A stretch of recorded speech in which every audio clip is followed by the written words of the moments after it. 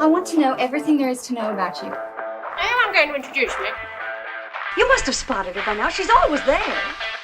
Don't I deserve love?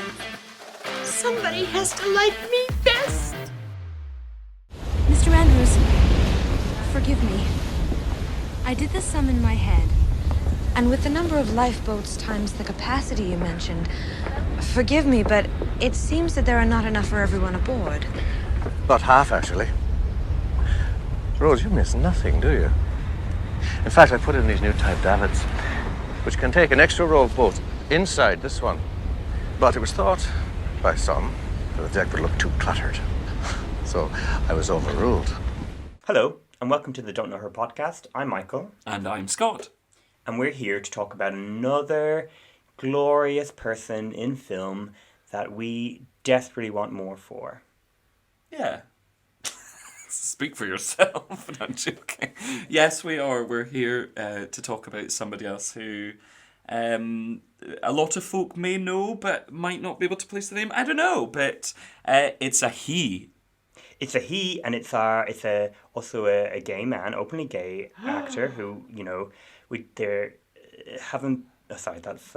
I was going to say they're rare. Now they may not be so rare these days, but you know, I still think we should be celebrating members of the community, basically, and particularly, as we'll get into, someone who has basically been out for his whole career, which spans back, you know, the 70s. Has he? I thought he came out really late. No, I think it just was like he started seeing someone and it was official, but it was no secret. Oh, I see. But call me if he wants to talk to me about it. And you've already heard his glorious Northern Irish tongue in Titanic. So if that hasn't tipped you off, it is Victor Garber who we're talking about. Exactly. Very exciting. And you said you were going to give us an impression to kick us off as well. No, you'll have to pay. We'll have to set up a Patreon and people pay for me to start. Mutter in the Irish words. No, he doesn't do that. He's quite he's going for a very specific accent in Titanic, and I think he does a really good job. There are certain words like cluttered, which I think he's not like, you know. Okay, people have opinions on whatever he's doing, but I wouldn't say that was tip top. Let's say. That it's not Julia Roberts in Michael Collins' level of greatness. Much, much worse. So yeah, and when would you have first known the beauty that is Victor Garber? I mean, he is a beauty. There's no denying that. It was Titanic, of course it was. Or maybe not, of course it was, but it was for me. The architect of the doomed ship of dreams. Yeah, I think it must have been there. Yeah, Titanic, but I would have known him also from the First Wives Club, which was a big staple around the same time. I would have seen First Wives Club before I saw Titanic. Oh, you really are a gay man. So yeah, where were the clues? My mum asked. When I had a picture of not Kate Winslet or anyone else, but Thomas Andrews, Victor Garber from Titanic on my wall. Sadly, that's not true. Oh. Merchandise. I wonder if he had a character poster. I presume not. No, that's not that sort of thing. That would be so strange. I hope so. But Titanic was such a big moment, and like he was, seeing an Irish character or Northern Irish character on screen, was exciting. And seeing somebody, try and take on Goldie Hawn at First Wives Club was equally exciting. So I always loved him. And then he would turn up in things like Legally Blonde. And I would just be so delighted. I never watched Alias, but was around for that being a thing. Sure. So would have known he was in it. Just in general, known him. And being a musical theatre kind of nerd, particularly for Stephen Sondheim, would have listened a lot to his version of Joanna, which is the song his character sang in Sweeney Todd, as he was the original, in the original cast. So yeah, I feel like he's been on the top of my wish list since we started this podcast, and I might annoy you. And I was like, okay, Titanic has a big anniversary this year. It's been 60 years. Oh my God, can't do my maths. It's been 110 years. I thought you were talking about the film. Oh, was a film? Fucking hell. No. So 1912 is when the ship sank. The film's 1997. I'm stopping maths now, but there are anniversaries there. So why not just like pull on? Why not? I was going to try and make a shit Pull joke. on your favourite stockings. But why? Sit with us and reminisce. What more excuse would we need to talk about Victor? Oh gosh, yes. So we've got our stockings on, here to talk about Titanic and other things. But shall I give us a little rundown into the career thus far, because it's fruitful to come. Yeah. For Mr. Garber. Okie doke. So in this case, I think this is the first for us. We're talking about a Canadian performer. And a left-handed one too. Oh God! Well, actually, no. I don't. I think there are other left-handers, but I want to. No. It's great that he's left-handed. no. Of course, you have to flag it. And a left-handed Canadian, I did not know there was such a thing. So thank heavens we found the one to talk about. So Victor Garber, born on March 16th, 1949, in London, but not this London, that London, Ontario, Canada. His mother, Bessie Hope Wolfe, was also an actress and host of her own show in their native London, Ontario. Garber started off early and began acting at the age of 9, and this became a big part of his time at school. At the age of 16, Garber spent a summer in a theatre programme in Toronto, then going on to study acting at the HB Studio in New York. Garber initially launched into a music career performing folk music around Canada before forming I guess you would call them a sunshine pop band called the Sugar Shop, although it's spelt S-H-O-P-P-E, so I don't know if it's supposed to be like shoppy. Shoppy. We might call it that in Scotland, the shoppy, the Sugar Shoppy, but I think it's probably the Sugar Shop, which was in the late 60s. They were moderately successful in Canada with some tracks charting in the top 100 there, and even performing... In the top 100? What? Well, I mean... You sound like Lisa Scott Lee in steps. Like, I charted in the top 2000. It's like, well, that means nothing, Lisa. God, one for the Huns. Yeah, I think many times Victor has been compared before to Lisa Scott Lee from Steps. I do it all the time, yeah. And he will be delighted for that comparison to continue. So you're welcome, Victor. I guess it's then no surprise that the combo of being Lisa Scott Lee and his and his studies in drama meant that one of his first professional forays post this took him towards the world of musical theatre, as you mentioned. The most important, I guess, launching point here, and we know we're going to touch upon it some more, being that he performed the role of Jesus Christ in a 1972 production of Godspell in Toronto. I thought you were going to do like a Dr. Seuss, like Jesus Who. I was like, what? Did I miss this? God, yeah. I'm in a strange place at the moment. So yeah, Godspell in Toronto in 1972, and then off the back of this, he went on to play the role of Jesus Christ in the 1973 film version. Interestingly, I found he also played, I guess, a version of the devil. I'm not sure you would call it the devil himself, as Mr. Applegate in the Broadway revival of Damn Yankees. He also originated the role of Anthony in Stephen Sondheim's Sweeney Todd, and as Michael said, made famous the massive hit from that show. Are you Joanna? Okay. People know Joanna. I'm going to insert a clip now. Joanna is a big song. No, it's an important one. I just thought that would be funny to say. Was that top 2000? Oh gosh, it sounds like we're making fun of you, Victor. I'm not. We love you.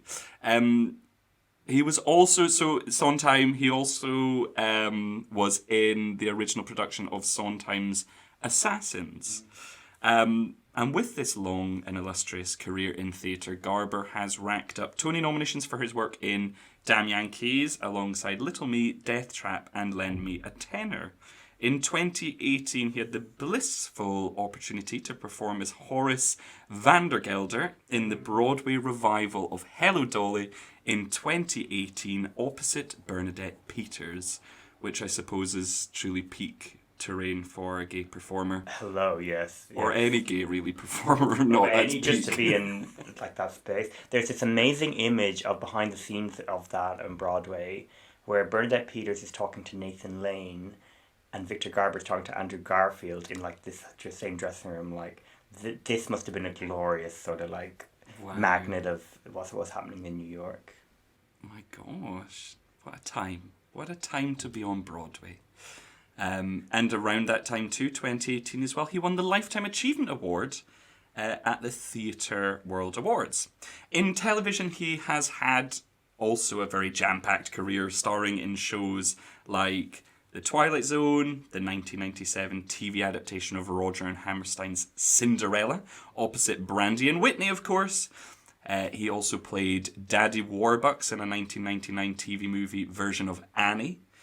Then every other show you could possibly name under the sun, like Glee, Ugly Betty, Nurse Jackie, Suits, 30 Rock, The Big C, Damages, The Good Wife, Blue Bloods, Modern Family, Tales of the City, Schitt's Creek, and The Simpsons, to name but a few. And where he plays Waylon Smithers' boyfriend. That's so lovely. Sure, I mean, gosh, that's surely the busiest guest actor in TV history. It's absolutely insane. He's also been nominated for 6 Emmys, 3 times as a supporting actor in Alias. Again, for support in the TV miniseries Life with Judy Garland, Me and My Shadows, opposite Judy Davis in the titular role. He also received nominations for Guest Actor in Will and Grace and Frasier. In film, he has cropped up a lot as well. So we have got Sleepless in Seattle, Jeffrey, The First Wives Club, Titanic, How Stella Got Her Groove Back, Legally Blonde, Milk, The Town and Argo, Ben Affleck's films, Sicario, Dark Waters, and most recently, the delightful Happiest Season.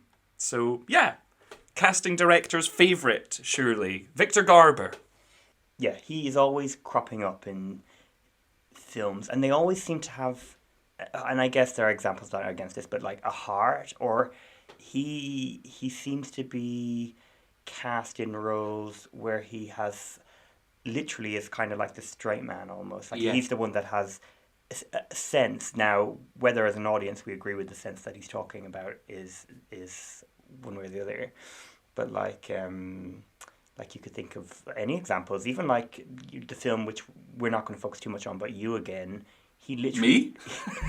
Me? No, You Again, which is this kind of very broad comedy with like Betty White, Sigourney Weaver, Jamie Lee Curtis and Kirsten Bell. And he's the father and husband, and he basically sits down his wife and daughter to tell them. I'm very disappointed with the behavior I saw tonight. Now, I don't pretend to have the slightest clue about how things work in the girl world. To be perfectly honest, it frightens and confuses me. And he seems to be cast in that all the time, even Happiest Season. Yeah. And there's a part of me that thinks maybe, having an openly gay actor in those parts makes it somehow like an in-joke or something. Like, it seems strange to me, like this part, which is so archetypal, sort of male-dominated society, to be brought in and have like Victor Garber, like an openly gay man, play that when they're surely not talking to women that way. Well, maybe they are. Maybe Victor Garber goes around telling women what to do. And even in like Legally Blonde, where they kind of swap that on, like put it on his head, and he's sexually assaulting a student. There's still a part of it. It's like, okay, well, there is an in-joke here or something. There is some like reason of casting him. Or maybe sexuality doesn't matter at all. They just love him. Yeah, I don't know. In-jokes, maybe. I don't know if they just think it's like fine. I don't know if it's like, oh, this writing's a bit problematic. Let's cast a gay actor and then it's all right. Maybe. And like, it's so... Surely not, though, gosh. Because, so for instance, I guess when I say in-joke, I don't mean in-joke. I just more like, okay... Legally Blonde, we don't want to have... I'm trying to think of some other, like, very prominent supporting actor coming in and playing that part, because it'd be so heavy. So it's, like, lighter with someone like Victor Garber, who seems so dependable. Yeah. And the same is true if he's, shouting at Jamie Lee Curtis or Sigourney Weaver or Kristen Bell. You're like, okay, well, he doesn't really mean it. He has a heart underneath it. And I guess, regardless of sexuality, that is the sort of...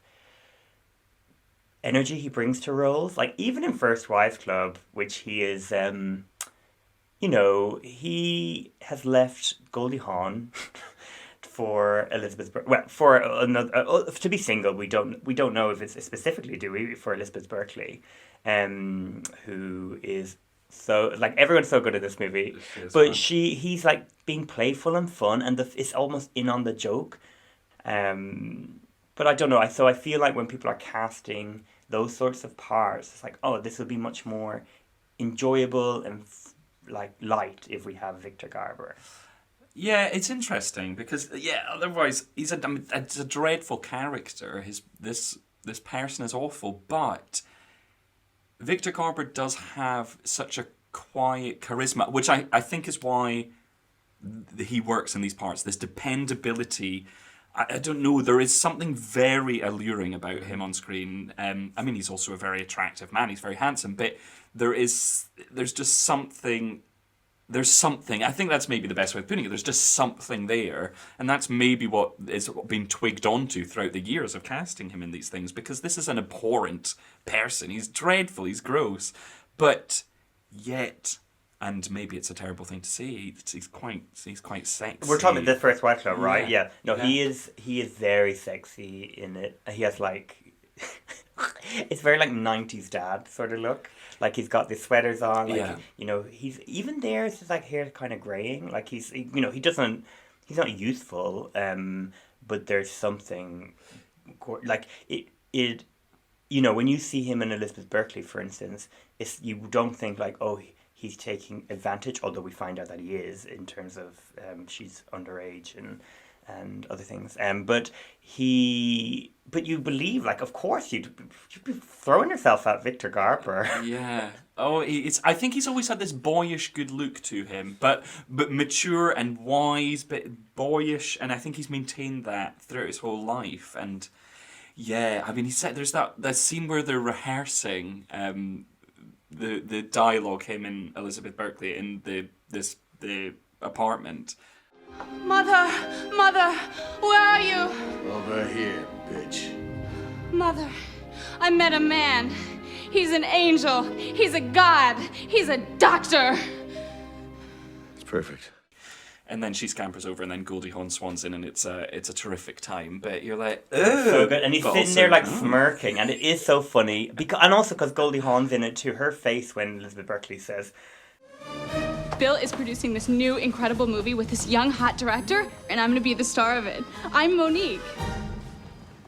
What? And you can be my mom. First Wives Club, as we've talked about before, when we've any occasion we can, anytime, we don't need an excuse. But specifically with Stockard Channing, it's really about three women played by Goldie Hawn, Diane Keating, and Bette Midler, who want to get revenge on their husbands and create a society, community for the first wives that have been left behind because people like Victor Garber, who's married to Goldie Hawn, is leaving her for a younger woman.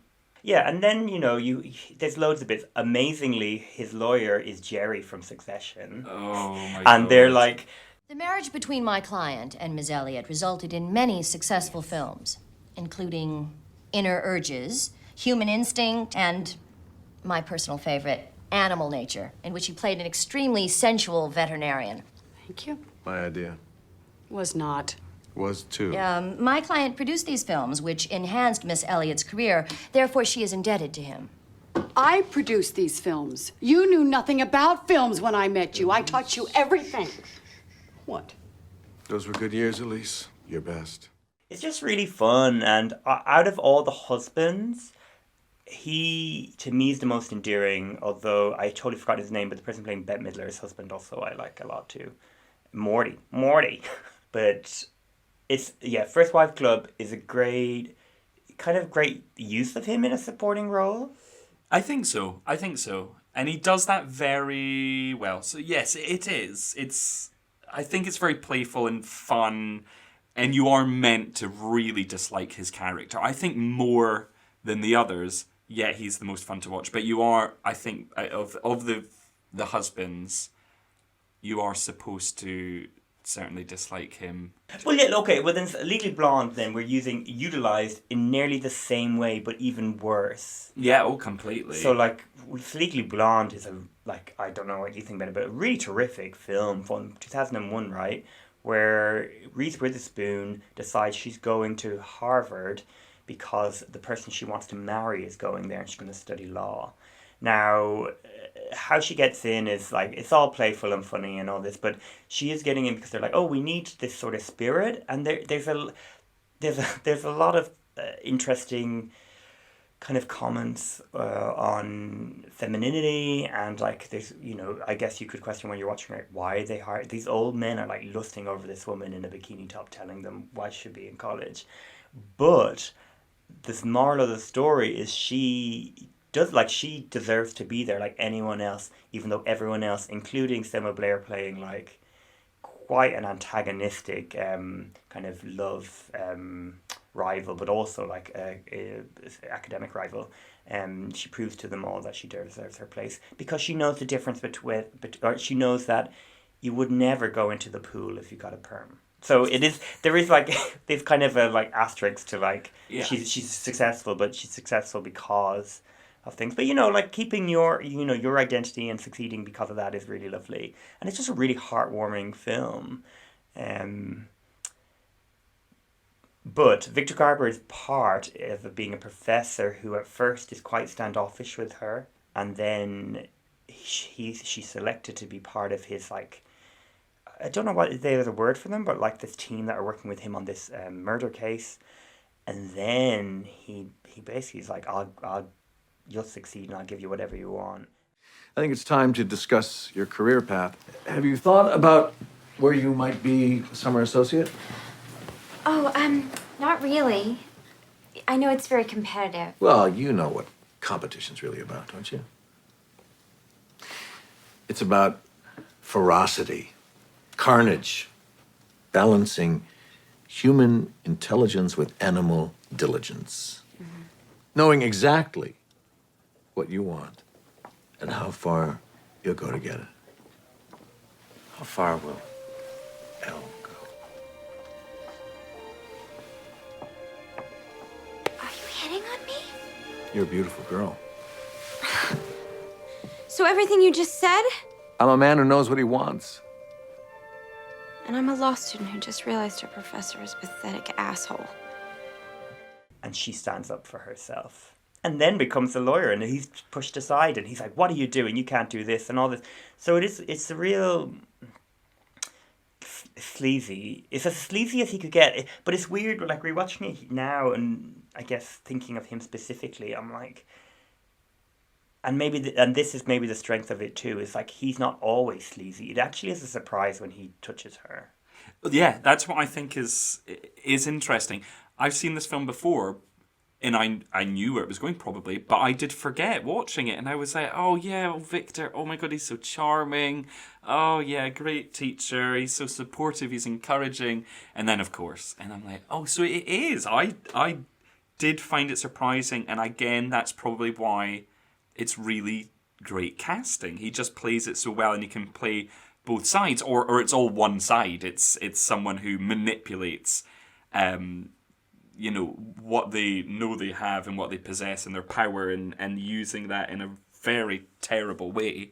So yeah, it did surprise me too when he puts his hand on her, and you're like, oh gosh, yes, this is where this is going.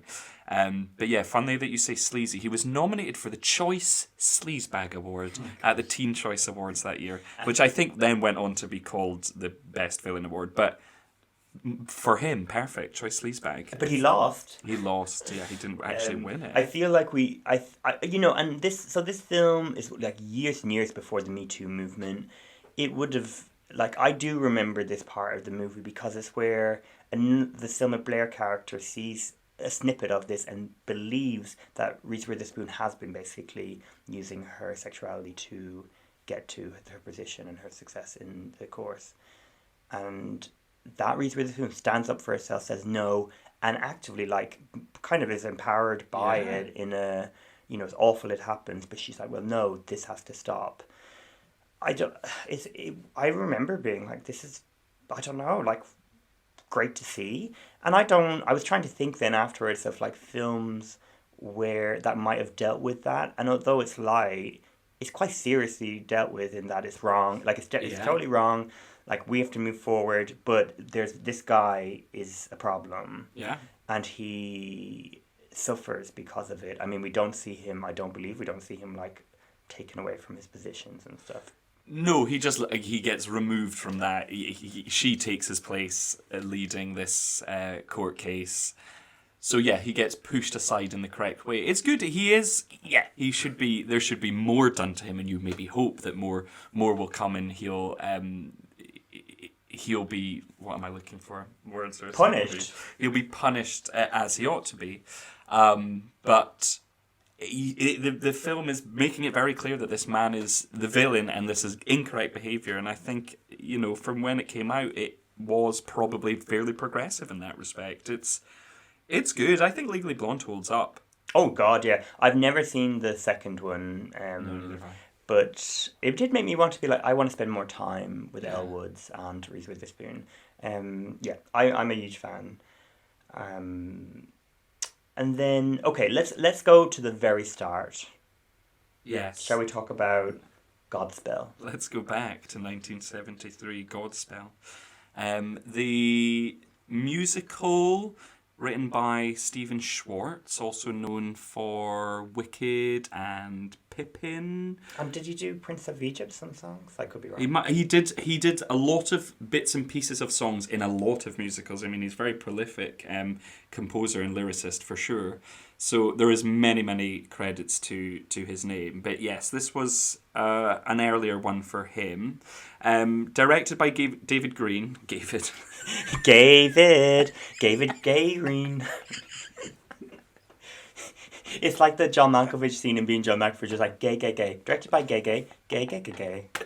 Oh, gosh. Or that thing they were doing, that really awkward thing where like Melissa McCarthy and all were just saying gay repeatedly because they were like, this is how we support gay rights. It's like, no, just don't make fucking Little Mermaid with Disney that are creating the problem, Melissa. Do you know, that would have helped. But gay. David Green. Godspell, 1973. David Green is a musical. It's a film. It's based on... Gosh, I haven't even given the whole title. That would help. Godspell, or How Jesus Got His Groove Back. So, something like that. So Godspell, a musical based on the Gospel according to St. Matthew, to give it its very, very full and long title. So based on biblical stories, it is very kind of separated out in that way, in that each song and each moment in the film represents a different biblical story. A lot of the songs are based directly on hymns. And it's taking the story of Jesus and moving it to New York in, I guess, the 60s, during kind of the free love sort of time.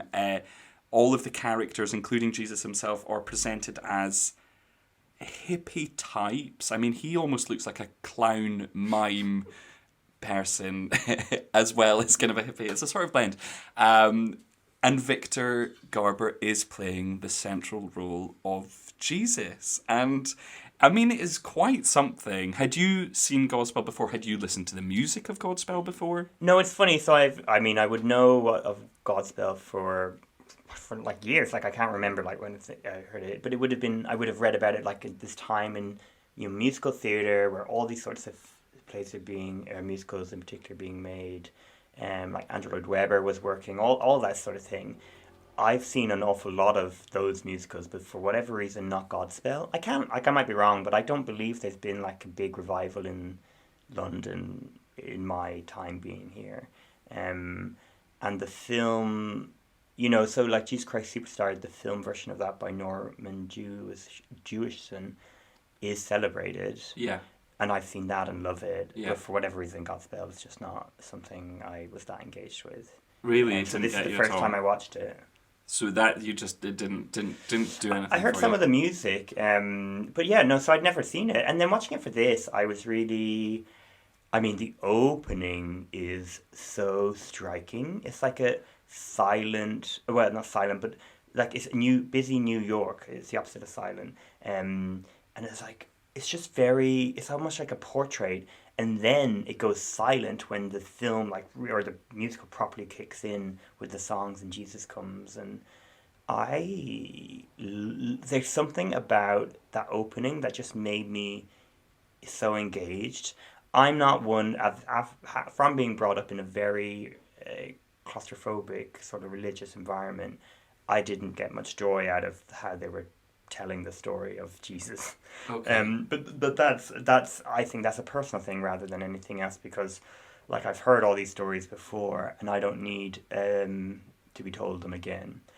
Particularly in this very sort of gentle way, as if like it's almost they're not quite this, but they're close to being like a kids' TV presenter style. Like this is a story, and this is like they cut a lot of the actual grit from some of the stories. So Victor Garber is Jesus is very friendly and very optimistic. He's like a clown, like as you said. Yeah.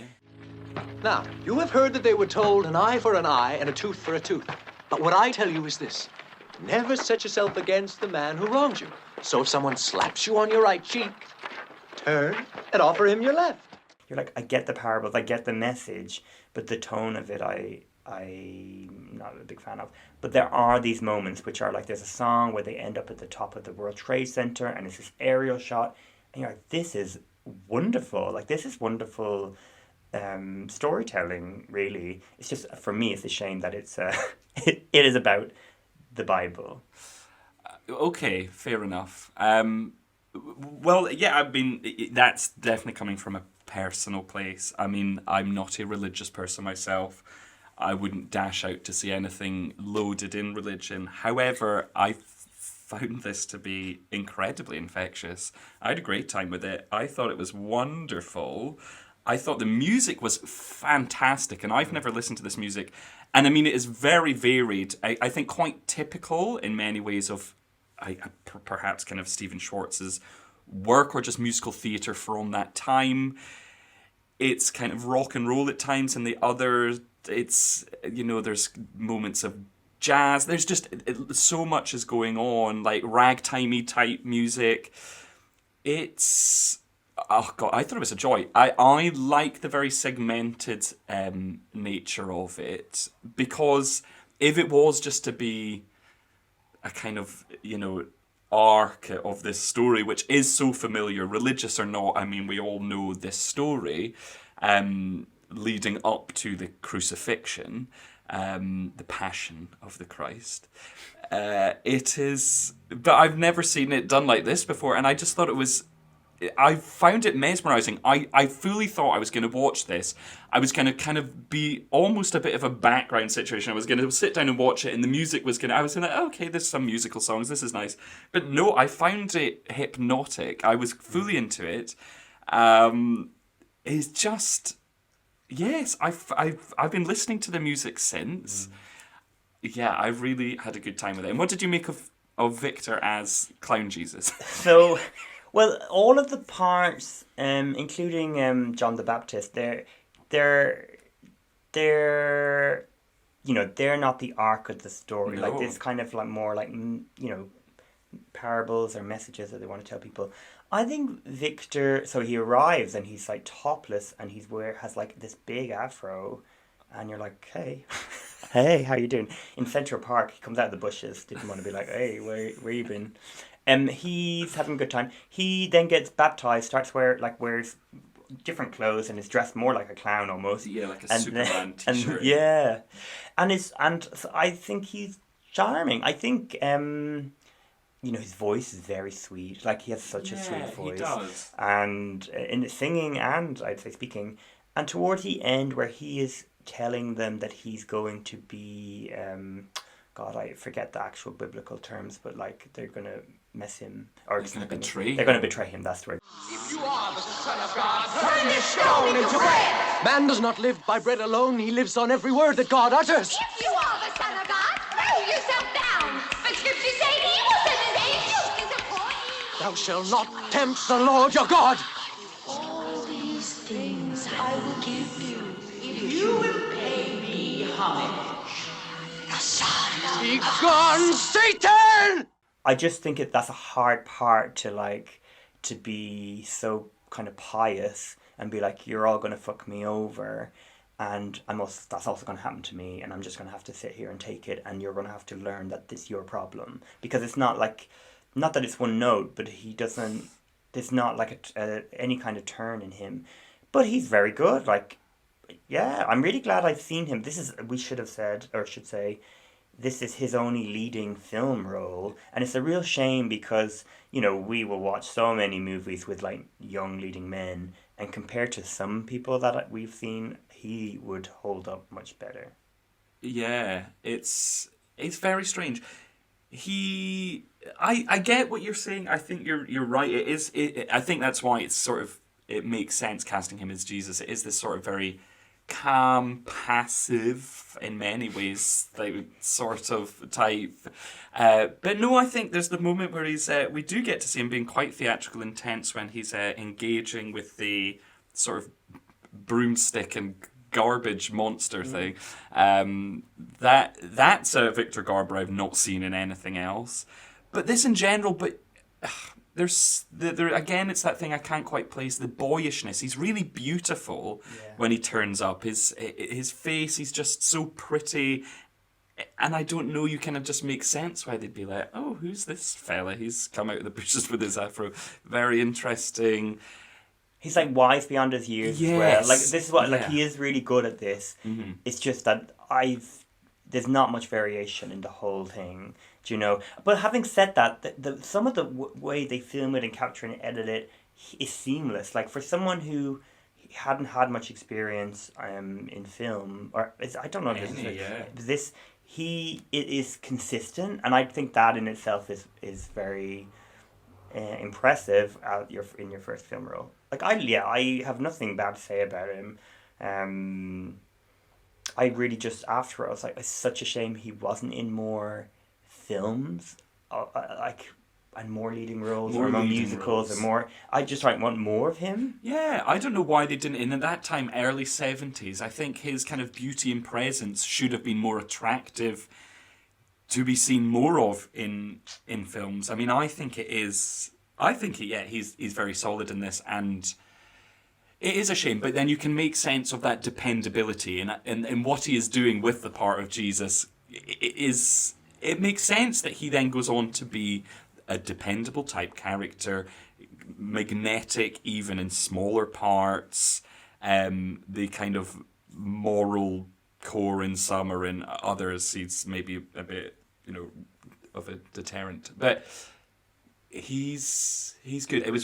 I really liked seeing him doing this because it certainly was also very different to anything else we get to watch. And I would say anyone that's interested in religion, and there's lots of films, say even Jesus Christ Superstar, or The Last Temptation of Christ, Martin Scorsese's movie, which are they have interesting, or they move away from the Bible, let's say, in a way that this doesn't. Godspell is much more faithful, I would imagine, than those. Yeah, I mean, anyone who's into musicals, and specifically music, this sounds silly to say, but music-led musicals rather than story-driven, it's wonderful, and if you're a sucker for a good show tune, it's full of them. So, yeah, I recommend Godspell. It's one to check out. And then, okay, let's chat about the big anniversary film. I mean, nobody else is talking about anniversary bar me. But Victor Garber, obviously people know him for so many different personal touch points, but I guess a collective one is Titanic. Oh, for sure. And Titanic is a story of a boat that could. Or could not. It could get to the bottom of the Atlantic. So everyone knows what Titanic is, but a story of the ill-fated ship where Rose in first class meets Jack in third class, fall in love, and create all sorts of chaos even before the iceberg hits the boat, and then the boat sinks, and maybe Rose and Jack don't survive. Well, we already know Rose survives because she's an old lady talking about it from the start. Played by Gloria Stewart. So Victor's part, which, like, firstly, Titanic has so many fun performances. I don't know if, we could do a whole, like, series on Titanic performances, and, like, I'm obsessed with this movie and know it off by heart almost. But I think Victor Garber gives one of the best of the supporting performances. He is Mr. Andrews, Thomas Andrews, who has designed the ship. And we first meet him at a luncheon, would you say? Like, what's that fancy word for lunch? And it's got himself, and then they have Mr. Ismay, who is the money of the ship. I don't know if the captain's at this, maybe not. Kathy Bates is there as the new money woman. Rose Dawson, played by Kate Winslet. Cal, her fiance, and her bitch of a mother, who I absolutely love. Frances something, that's going to annoy me. Frances Fisher or something? Anyway, she's great. And they're like... She is the largest moving object ever made by the hand of man in all history. And our master shipbuilder, Mr. Andrews here, designed her from the keel plates up. Well, I may have knocked her together, but the idea was Mr. Ismay's. He envisioned a steamer so grand in scale and so luxurious in its appointments that its supremacy would never be challenged. And here she is, willed into solid reality. Here, here. But he is just so humble and charming, and I feel like, so Victor Garber is naturally charming, but this is like ramped up. Yeah. And there's something about that makes you understand why Rose has, like, doesn't feel any connection to the world around her in first class. She has a connection to Mr. Andrews, and every so often in the film there'll be a little exchange between them, particularly towards the end. The ship will sink. For certain? Yes. In an hour or so. All this will be at the bottom of the Atlantic. What? Please, tell only who you must. I don't want to be responsible for a panic. And get to a boat. Quickly. Don't wait. And when, like, she says goodbye to him, I'm not going to cry. I'm not going to cry. And we also see him. He's the one in the film. I mean, everyone knows already. But in the film... the ship hits the iceberg and you see a montage of people. He is one of them he's looking at his blueprints. Lord knows why he's looking at his blueprints at that time. It's like, you know something's happening. And then he's the one that's like with the captain and everyone being like, it can hold for 4 compartments, but not 5. And he's doing all these amazing movements with his hands. Do you know what I mean? He's like one over the other. I think he's so graceful. I mean, now I sound like I'm in love with Victor Garber. But anyway, he's everything about it is just very well done. And he's like... From this moment, no matter what we do, Titanic will founder. But this ship can't sink. She's made of iron, sir. I assure you, she can. And she will. And you're like, fuck, get out of here. Like, none of these, like, people, not the captain, not, all these people who are, prioritizing the wrong things. He's kind of sat there, kind of being done as he's told, was paid for his work, and now he's created a ship that's going to sink. Yeah. And you get all of that sort of complex emotion in his performance. And from listening to, like, people talk and him talk about Titanic, I don't think he had any faith that it was going to be a successful film.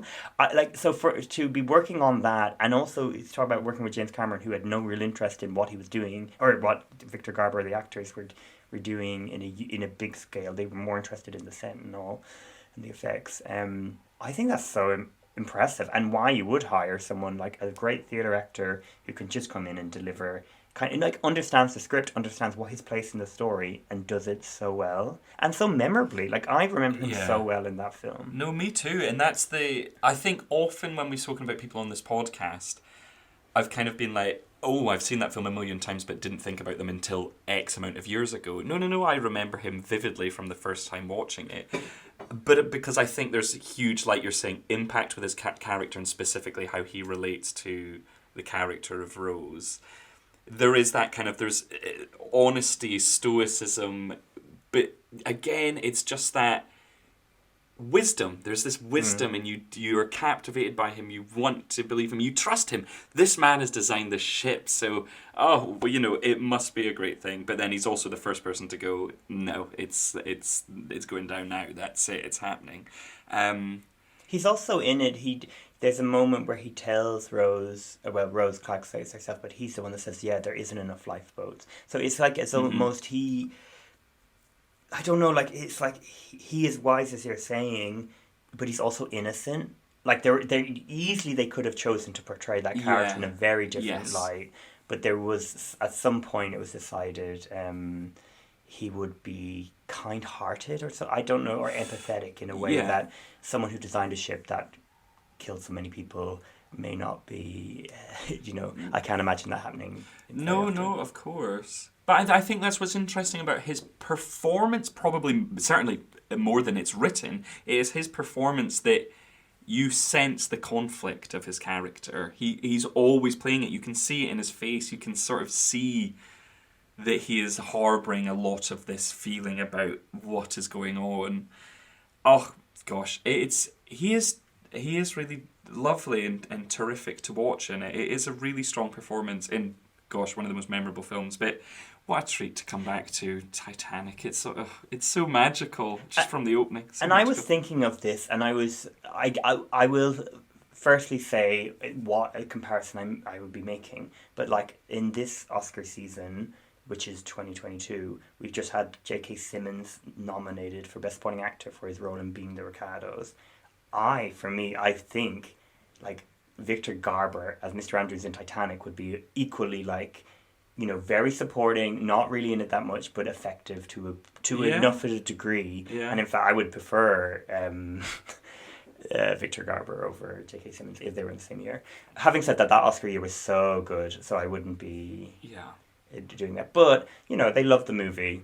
They didn't nominate Leo either, so... No, that's true. Considering how many nominations it did rack up, it certainly missed out on a few.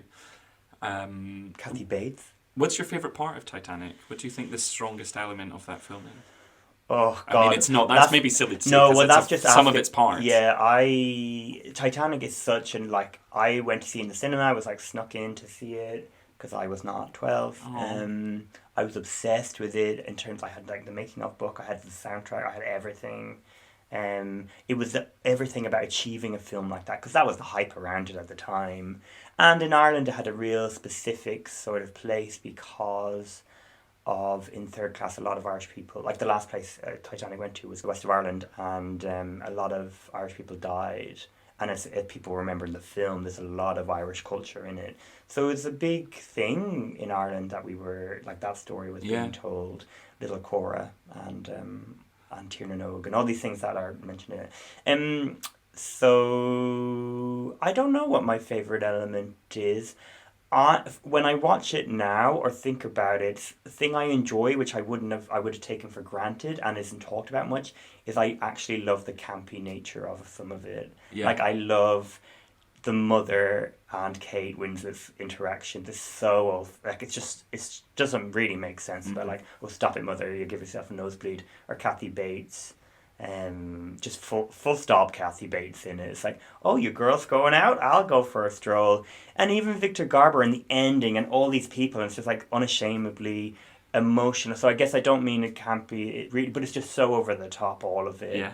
And it's like, we're going to die like gentlemen, like that man. This is Mr. Astor. I've no idea. But that's just, I guess, why I like it, because you could easily have a very serious movie about the Titanic and with the romance and all, but exclude those bits, and then it would just be a bit dull. You need the, like, one-dimensional villains, like whoever that henchman is running around with a gun, and Cal, and all, and you need all that random shit, and the necklace and all of this, like, silliness, but all of it is just, to me, makes such an amazing film. Yeah, it is. That's exactly it. It's that it's not ashamed to be big and to be emotional. It's my favourite thing about it, and everything about it, you think about the string quartet going down with the ship, all of these big, bold, emotional moves that all of the characters make. I love that it does that. I love the beginning And I always forget about the beginning. I always forget about cutting to, and not just Gloria Stewart's playing the older version of Rose, but that whole thing and them excavating and everything that's going on at the beginning and then coming back to the end. But I mean, I'm a sucker for, you know, an elderly person recounting a story and then us fading into it anyway. I love that. But just the sweep of this film is unlike anything else. It's wonderful. For a film about a giant ship that sinks, Titanic soars. So, and the funny one thing now, like looking at it, because I didn't rewatch the whole thing, but watch clips, and at the start I was like, oh, you know, I think it's important to watch the very beginning of the movie. There's like it teases you with your own memory of the film when Gloria Stewart sits and she likes touching things and she like her mind flashes back to what the Titanic was when she's watching footage of it as it is now under the Atlantic, and you're like, oh, I cannot wait. Like I just cannot wait to be and there. Then when you hear the music and Kate Winslet and I'm just in love. I even love like at the bar he's like, we're going to America, and he's like, no, Titanic's going to America in 1 minute, and then they have to run, and you're like, oh my god, the energy. And it's like, it was a ship of dreams. All of these things I'm obsessed with. So yeah, it is funny how Titanic will have has captured the imagination as a film, but as a entity, you know, as a whole thing. But yeah, I love it, and I recommend it to anybody, and also recommend it to those who have seen it before. Like I have a niece who's not of the right age yet, but when she is, I'm like, cannot wait to watch Titanic with her. And that to me would be such an exciting thing. It's so great. It's considering it's so 1997. It feels like a classic way beyond the years of that. And I can remember not the first time watching it, but the first time glancing upon it was probably around about that time, being at a family friend's house, and there was a lot of people there, and the VHS was playing of Titanic in the background. And even though it was probably brand new, I thought this was, and it was in my head, I was like, oh my god, it's Titanic, and I'd never seen it, and it was like this thing that everyone knows, this classic film, but it was new, so for me it feels like eternal. Yeah, no, I think it does, and I think it, in a strange way, it will hold up. Like when you think of movies of that stature, like The English Patient, and from the 90s, like I can't think of anything that might equal that. And then when you think of earlier ones, like Out of Africa, say, or Gone with Wind, they don't speak to an audience today in the same way they did when they were released, which in many ways is good that those films do not. But Titanic doesn't have a lot of the baggage that I think Titanic still holds up and will hold up much better than those sorts of epics. Yeah. I'm sure I'm forgetting other romantic epics, but they're the ones that jump out to mind. Yeah, and probably now, I mean, as iconic as any film has ever been, I think is not unfair to say. So, like, speaking of iconic and all this, like, before we go on to the quiz and talk about what we want for the future, shall we talk about the TV movie event? Yes. Which is, I feel like it would have been rude not to talk about Cinderella, I think, which is, I don't know if this like ABC's or Disney, but it's basically Disney Cinderella, but it was not released in cinemas, which is wild itself. Like, so had you seen it before, Cinderella? No, I'd never seen it. So the story, for those who do not know, is about a young woman, Cinderella, whose father is dead, or dies, and her stepmother is in charge of her and abuses her, as do her two stepsisters. But don't worry, there's a Prince Charming. And in this version, we have Brandy playing Cinderella, the pop star. Like I mean see, I don't know if younger people know who Brandy is, but anyway, Brandy was a big star at this time. Then you have an even bigger star playing the godmother and producer, and the fairy godmother, I should say, Whitney Houston, who comes to kind of rescue and empower Cinderella. You've got Bernadette Peters as the stepmother, you have Whoopi Goldberg as the queen, so mother of Prince Charming, and you have Victor Garber as the king. And I actually do not have any reference of where I've read this, but I did read it, preparing for this, that Whoopi Goldberg wanted Victor Garber for this. Really? Interesting. The behind the scenes of this is so great. Like, at one point, Whitney was going to be Cinderella, but didn't have the time, and then, obviously, wasn't of the right age anymore. Then Brandy came into it. Whoopi Goldberg wanted real diamonds or real jewelry, so she had she had a lot of security, not for her but for her jewels, and they'd like follow her around. It just sounds like a lovely thing that like they all grouped together and made. Yeah. And I feel like it's had a real like a quiet place in culture. Because Yeah. it wasn't, if it was released in cinemas, it would have been a hit. Like, this is what I think's mad. But anyway, it was released straight to video, it would be on TV. Now it's on Disney Plus. And actually a really good quality version of on Disney Plus, as opposed to some, like, TV films. Yeah, and it's just so charming. It is charming. It's so fun. So this is the Rodgers and Hammerstein version of Cinderella. And what's really interesting is, I mean, yeah, this was 97 as well. It, you know, it feels very much like a 90s movie, but the Rodgers and Hammerstein's version of Cinderella then predates this by, I don't know, 40 odd years probably, Yeah, 40, long 50 time. years. Like Julie Andrews was Cinderella That's in the right. TV. So it would have been probably 40 years, say. You're being kind.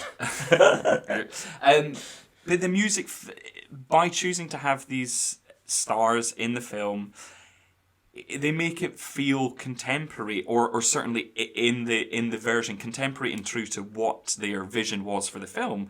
It doesn't feel like you're watching pop stars of the time singing old musical songs. No, you feel like they're singing current pop ballad type tracks. It's really wonderful. I find it so charming in the best way that you want from a kind of fairy tale musical of this nature. Gosh, if this had been on TV when I was a kid on a Christmas or something, it would have been a favourite for the rest of my life. If I'd watched this as a kid, I would have been absolutely delighted by it. It's wonderful. And Victor Garber as the king, I mean, again, I feel like I'm a broken record now, but it just makes sense. Like, he being the father of basically a Prince Charming. He is the Prince Charming. He's King Charming. He is that person. I don't know anyone who could do that better. Fuck it, he should have just been Prince Charming as well. Well, that might have been creepy, him and Brandy, the age gap. But No. he also has these lovely moments with Whoopi Goldberg, and you tell that they love each other, and he wishes that for his wife. And he also, when there's a big ball scene, as everyone will know from Cinderella, and he interacts with Brandy, and he's like, I do hope that son of mine is behaving himself. Oh, yes, Your Majesty. He's been a perfect gentleman. Chip off the old block, is he? Yes, Your Majesty. Clearly he's smitten with you. I must say, it's as though you've appeared here by magic. he's like willing it to happen. Like, he's so delighted his son is interested in someone, and it's just so lovely. This was weirdly, you said that about seeing on TV. I think I saw it in a friend's house, or another person's house on video, and at that time, it wasn't like, maybe they recorded it from TV or something, but it wasn't a video you could get. So I really only saw it again only a few months ago when it was added to Disney Plus. Yeah. So I'm like, I'm so glad Disney Plus exists. Because my memory of it held up to my memory. I should also just add, Bernadette Peters is so fun as the stepmother, and we'll have to do a podcast episode on her. She deserves a way bigger film career than she's had to. Oh my goodness, yeah. Oh, Bernie, we love you. Oh, it's fun. It's so much fun. I'm so glad. It was such a lovely hour and a half of nostalgic, fuzzy escapism. And I feel like, we won't get to touch upon any other films really, because we're already babbling on for ages. But I feel like he has really good taste, Victor Garber, because films we've not talked about, like Argo or Milk, Sleepers in Seattle. Maybe he's just doing these because and they're not huge parts or anything. Yeah. But there is, to me, it just feels like he's attached to good things. Mm-hmm. Or at least even if they're not good, like we haven't talked about Happiest Season, which I like in some ways. In other ways, I find it highly triggering. Because the setup of it is like a lesbian couple are going to... One of them, who is an orphan, is going to be brought back to meet the parents of her partner. But she hasn't come out to her parents, who are really conservative, played by Victor Garber as the father, and it's really about her having to go into the closet, And as someone who's had to do that, and I mean, loads of gay people have, I didn't find it like therapeutic to see that reflection on me. I found it quite kind of horrifying. It's like at points, because they pretend for an awful long time. But anyway, sorry, but the intent behind it is so positive. Like, I give it the benefit of the doubt that it was a like celebration of love as opposed to so I just think he got that, and he gets that with all the things that he does. And I wish he worked with more people. Oh no, for sure. Oh gosh, yeah, that's an interesting thing about that film. I mean, I like look at it the flip side, and it's Kristen Stewart's character and it's Aubrey Plaza's character.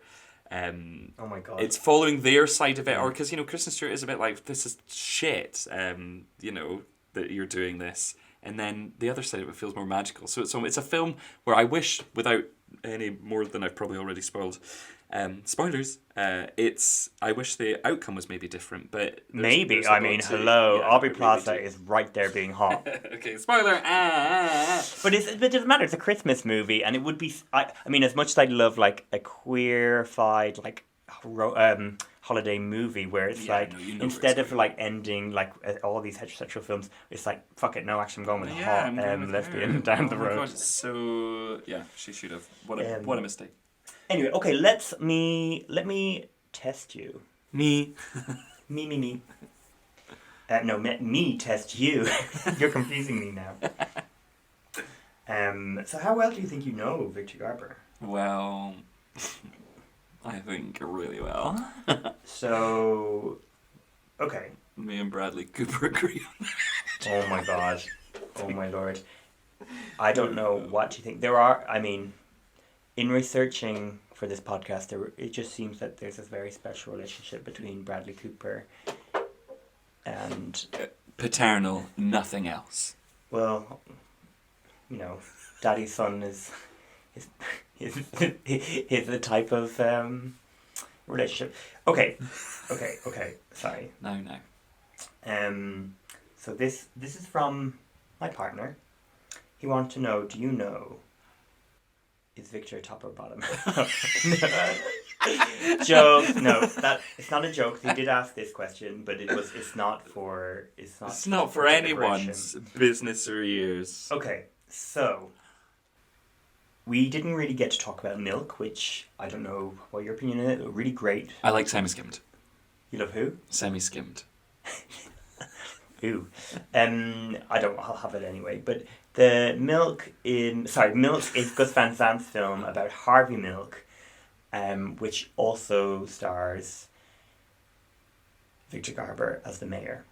They're both mayor. Oh my god. I'm losing the plot. They're both assassinated by the same person on the same day.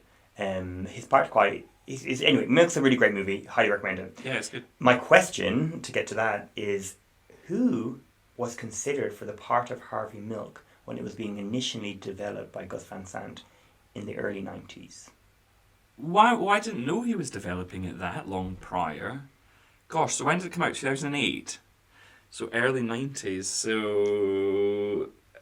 So I have a few names here, but there was one person that was going to do, he was basically paid with this person, or the idea was going to happen with this person. Harvey Milk. So what around Should say this is from a really concrete information database called Wikipedia, so might be a lie. Who could it be? I'm gonna guess Fudge. I would have no idea who this could possibly be. Okay, well, one of them I would say plays a gay character in the early 90s, and probably I'd say both of our favourite performances. Maybe not by this actor, but in terms of a straight person playing a gay part in a very kind of queer-centric film. But a very heterosexual people behind Tom Hanks, Philadelphia. No, we're not on the same wavelength. No, that's why I was like, I don't know if you're talking for me here. No, but it's not an AIDS drama. It's a comedy. Was Robin Williams considered to play Milk? Fucking Yeah. hell! Oh my god! And then the other people who I don't think you would get that were on this, were being thought about were Richard Gere, Daniel Day-Lewis, Al Pacino, and James Woods. Oh my God! Can you imagine if James Woods played it? That would have been horrible. Okay, next question. What celebrity couple's wedding did Victor officiate? His and Bradley Cooper's. I think Victor's actual husband might have real problems with that. He officiated Ben Affleck and Jennifer Garner's. Correct. Yeah, he got some kind of education on the internet to do it. Yeah, after they sparked up a great friendship on Alias. He's also a godfather to one of their kids. Oh. Okay. So I couldn't let this pass. I wanted to bring up Clifton Sparks, which is Victor's character on Schitt's Creek, who co-starred with Moira Rose on Sunset Bay. Do you know why he had Moira Rose's character killed off? Oh, I can't remember. Too much wackiness for me to remember that specific. Why would he have her? Why he had her killed off? Because she stole his wigs. No, it was just jealousy, but just plain old jealousy. Oh. But yeah, it's in the last season, isn't it? Because she nearly goes back to do it, but then she realizes she wants to be with her husband. Yeah. Lovely. Oh, Schitt's Creek, love it. Okay, last question. From this is what do you get when you combine Argo and Titanic?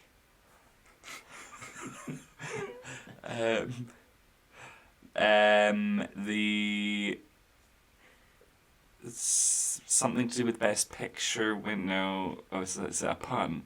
No, it's a bit of a random thing, but I enjoy it. I enjoy it myself. I giggle here. You get the highest, the most amount of money spent on actors in 2 films ever. I haven't no idea. No, that Argo Titanic is the system of television cameras and sonars that were used to help find the Titanic. That was the name of it. Argo?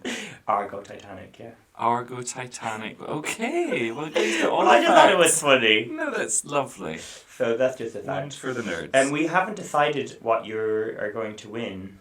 Because Victor. You win a night with Victor Garber. No, how crude. No, just Victor. What do you mean? You just wanted the whole time, not for a night? No, I just want to chat. A chat? Okay, you have a chat with him. Okay, anyway, let's move swiftly on. So Victor has... he has promised in interviews and stuff that there's going to be he's going to be as part of a new play in Broadway sometime in the future. Don't know what that is yet. But other than that, I'm not sure what he's up to. Film-wise, he has nothing lined up. The Simpsons is very recent, so he could be coming back a lot. Clearly he's going to be in those things. Why he's not in The Gilded Age or Murders in the Building is beyond me. He'll turn up in season 2 of one of those, right? Although they've already filmed. Yeah, no, I think that makes sense. I reckon that's a perfect shout, sure. Anyway, sorry, but what do we want for him? Is there anything that's jumping out to you? Actually, let's do the sequels one first, because I'm assuming we've probably said the same film. We might have. Okay, let's go. 1, 2, 3. Happy Fresh Season. Wives Club. Oh, no. You go with your sequel first. No, I actually just added this after we were talking about it at the end. It's not even for him, so it's a shit answer for him. I just want the end of Happy Season to correct itself, so therefore I want them to have another run at it, so Kristen Stewart and Aubrey Plaza can end up together.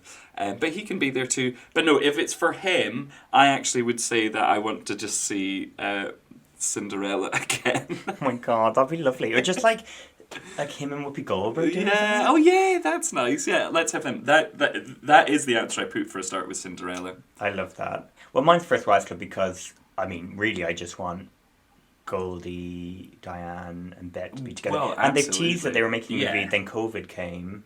and stopped that. So I don't know if that movie's ever being made. They were going to make a movie. Anyway, but you could do like, and it was talked about like a second wives club. So they've all been remarried. Maggie Smith can come back because she's been married a few times already. So great. Sarah Jessica Parker married Victor Garber, and so she can be, and all this sort that'd of be thing. so great. So he can be in it still, and he's still this movie producer fucking over things. Haven't really thought much more about it, but Ryan Murphy, keep your hands away from that. I just feel like that's the sort of thing. He's like, yeah, one day I'll make that, and maybe not. But yeah, that to me is like was so easy for me to choose. As much as I love Titanic 2, Mr. Andrews, the story. Oh yeah, I don't know if that would work so well, but it's a nice idea. And who would you reconnect to, or who would you connect him with? Who would you reconnect with? I'm trying to bring Mr. Andrews back. I would have him link up with. I mean, this just feels. I don't know if this is too obvious. Well, maybe not, because he just feels like a good fit.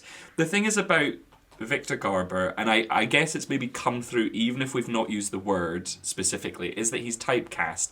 And for some people, I'm always like, oh, darn it, why are they typecast? For him, I don't think I mind. No. I wish he got more leads, but I imagine we'd still be seeing a familiar type. But it's always a joy to watch this familiar type, so I don't think it's a problem. But in terms of just being so, I don't know, stylish and kind of, I don't know, handsome and just wise and all of these things, my mind was drawn to like Call Me By Your Name and Luca Guadagnino. So I can imagine him slotting into a Luca Guadagnino thing. And then I would love to see him again in a musical. I'm imagining he's still a beautiful singer. Right? He sings often at kind of revival type concerts and celebrations and stuff. So maybe Guadagnino has a musical in him. I bet he does.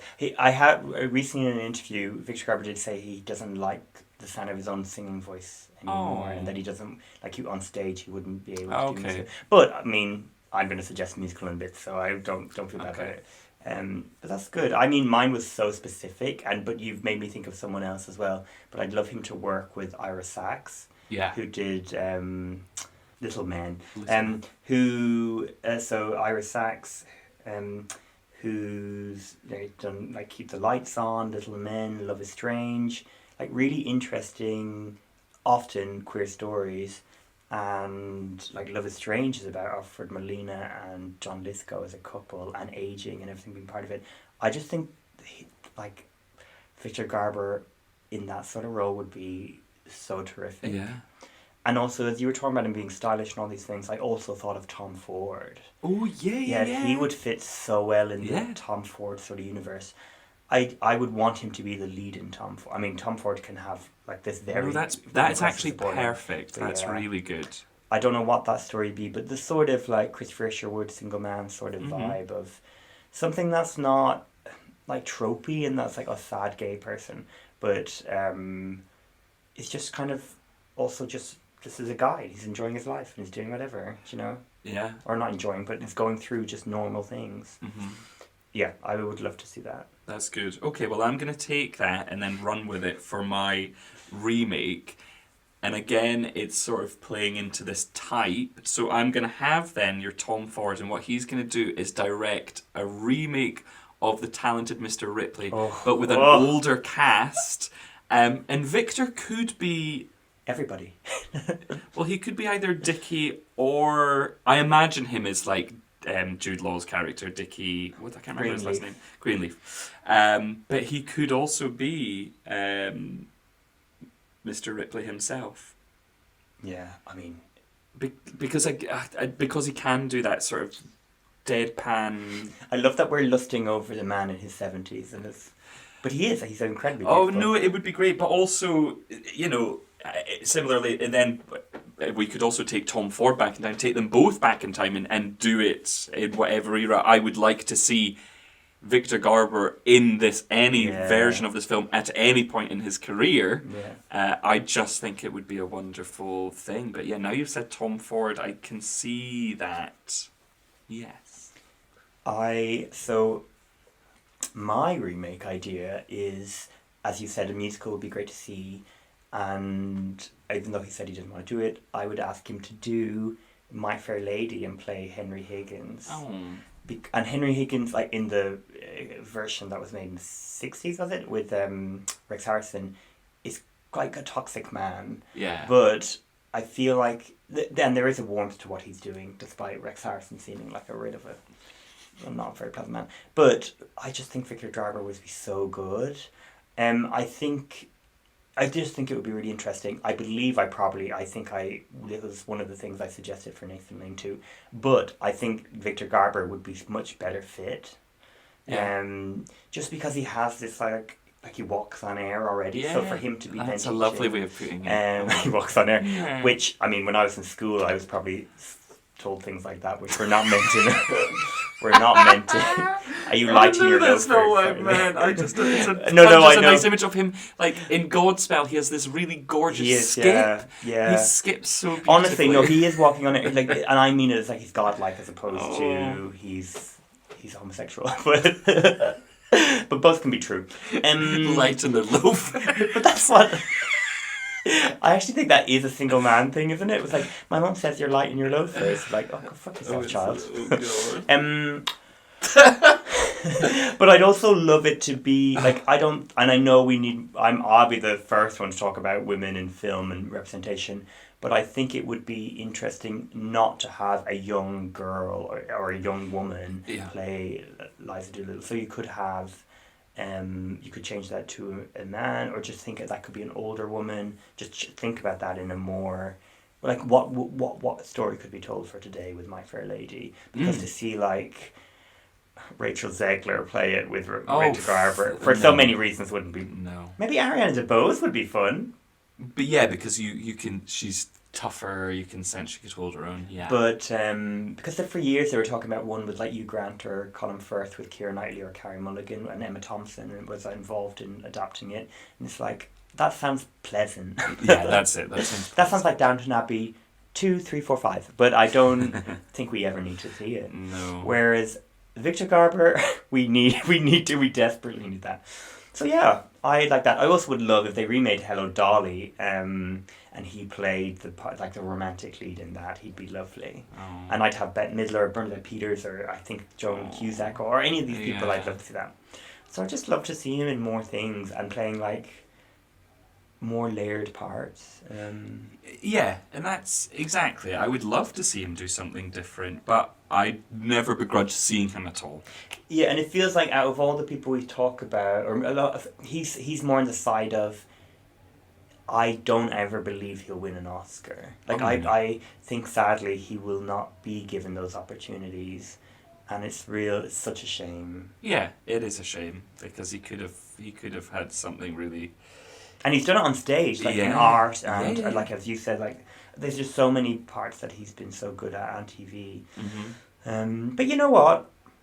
I live each day with hope that Victor Garber will read that he's cast as the new lead in the Tom Ford musical spectacular.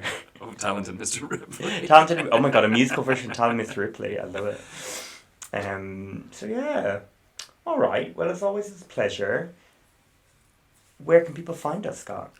If anyone would like to get in touch, please do so.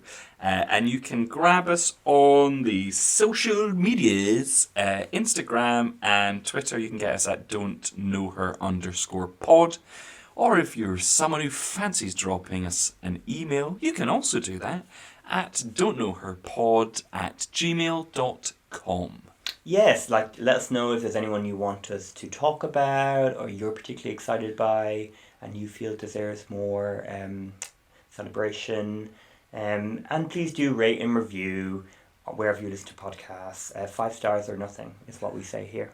That doesn't mean no stars. 5 stars or yes. or leave it be. No, 5 stars or no stars. We don't like no 3-star shit here. Yeah, I'm very Joan Crawford about all that shit. So yeah, thank you as always, Scott, and thank you for listening, listeners, and we'll see you later. Goodbye. Have a lovely day, everyone. Bye-bye.